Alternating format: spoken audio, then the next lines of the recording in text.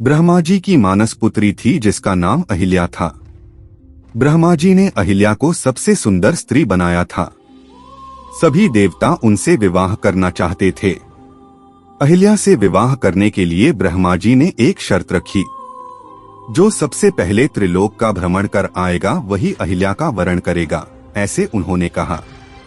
देवराज इंद्र अपनी सभी शक्ति के द्वारा सबसे पहले त्रिलोक का भ्रमण कराए, परंतु तभी देवर्षि नारद ने ब्रह्मा जी को बताया कि ऋषि गौतम ने इंद्र से पहले त्रिलोक का भ्रमण किया है। नारद जी ने ब्रह्मा जी को बताया, हे ब्रह्मदेव, ऋषि गौतम ने अपने दैनिक पूजा क्रम में गौमाता की परिक्रमा की है। उस समय गौमाता बछड़े को जन्म दे रही थी। वेदों के अनुसार इस अवस्था में गाय की परिक्रमा करना त्रिलोक परिक्रमा समान होता है। देवर्षि नारद जी की यह बात योग्य थी, इसलिए ब्रह्मा जी ने इंद्र को छोड़ देवी अहिल्या का विवाह अत्रि ऋषि के पुत्र ऋषि गौतम से कराया। परंतु इंद्र के मन में देवी अहिल्या को पाने की इच्छा वैसी ही थी। एक दिन गौतम ऋषि आश्रम के बाहर गए थे।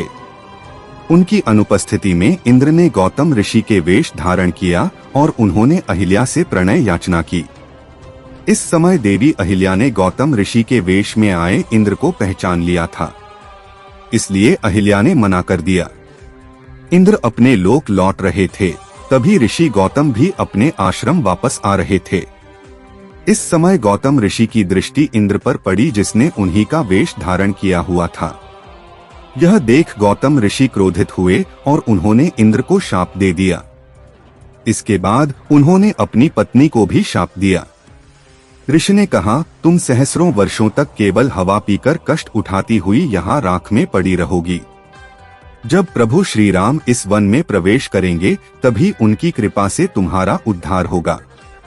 उनके चरणों का स्पर्श होने पर ही तुम अपना पूर्व शरीर धारण करके मेरे पास आ सकोगी। यह कहकर गौतम ऋषि आश्रम को छोड़कर हिमालय पर्वत पर तपस्या करने के लिए गए। गौतम ऋषि के शाप के कारण देवी अहिल्या पत्थर की शिला बन गई। सहस्रों वर्ष बीतने के बाद प्रभु श्री राम जी का जन्म हुआ।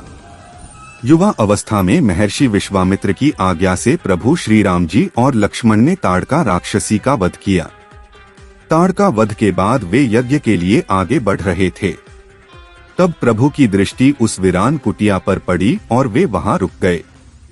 उन्होंने महर्षि विश्वामित्र से पूछा, हे गुरुवर, यह कुटिया किसकी है? ऐसा लगता है कि कोई युगों से यहाँ पर आया नहीं है। कोई पशु पक्षी भी यहाँ दिखाई नहीं पड़ता।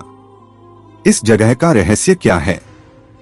तब महर्षि विश्वामित्र कहते हैं, हे राम, यह कुटिया तुम्हारी ही प्रतीक्षा कर रही है। यहाँ बनी वह शिला तुम्हारे चरणों की धूल के लिए युगों से तुम्हारी प्रतीक्षा कर रही है। श्री राम जी पूछते हैं, कौन है यह शिला और मेरी प्रतीक्षा क्यों कर रही है? महर्षि विश्वामित्र श्री राम जी और लक्ष्मण को देवी अहिल्या के जीवन की पूरी कथा सुनाते हैं। कथा सुनने के बाद प्रभु श्री राम जी अपने चरणों से शिला को स्पर्श करते हैं। देखते ही देखते वह शिला एक सुंदर स्त्री में बदल जाती है और प्रभु श्री राम जी को वंदन करती है। देवी अहिल्या श्री राम जी से निवेदन करती है, प्रभु, आपके चरण स्पर्श से पावन होकर मेरा उद्धार हुआ है, इसके लिए आपके चरणों में वंदन करती हूँ। प्रभु, मैं चाहती हूँ कि मेरे स्वामी ऋषि गौतम मुझे क्षमा करें और पुनः अपने जीवन में मुझे स्थान दे। प्रभु श्री राम अहिल्या से कहते हैं, देवी, जो हुआ उसमें आपकी लेशमात्र भी गलती नहीं थी और ऋषि गौतम भी अब आपसे क्रोधित नहीं है, अपितु वो भी आपसे विरह होने के कारण दुखी है। देवी अहिल्या पुनः प्रभु श्री राम जी को प्रणाम करती है।